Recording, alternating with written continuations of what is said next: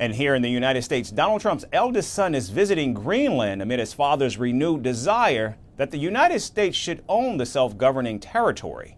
In a social media post, the president-elect confirmed that Donald Trump Jr. will arrive in the Danish autonomous island with various representatives. The post also included a video clip of an unnamed Greenlander wearing a MAGA hat and supporting Donald Trump's idea of buying the island.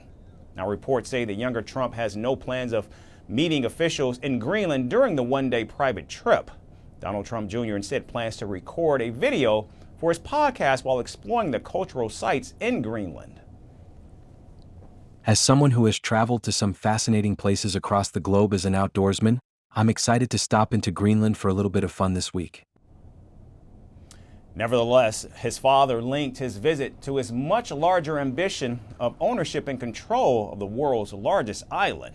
Trump reignited the controversy in December last year when he said Greenland's control is an absolute necessity for the United States, citing national security reasons.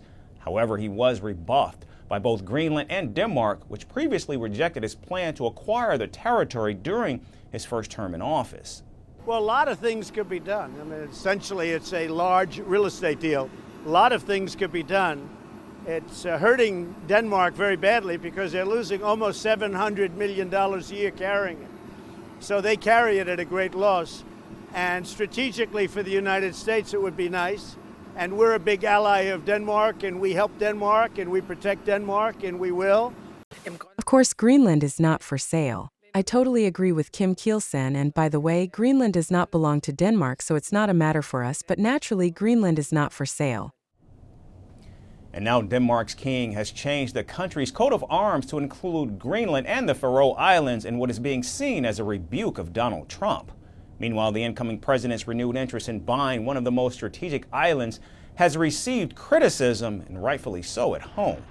Several current and former U.S. officials have pointed out that the territory is not for sale, and the idea of acquiring it could alienate Greenlanders and Danish people from cooperation with the United States.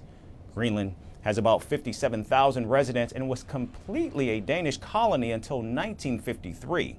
While it's still part of the Kingdom of Denmark, the island now has a wide-ranging autonomy. In 2009, Greenland achieved the right to claim independence through a vote, and the island presented its first draft constitution 2 years ago. From breaking news to the day's biggest controversies, shedding light on the world's top headlines, detailed analysis on the stories that matter the most to you.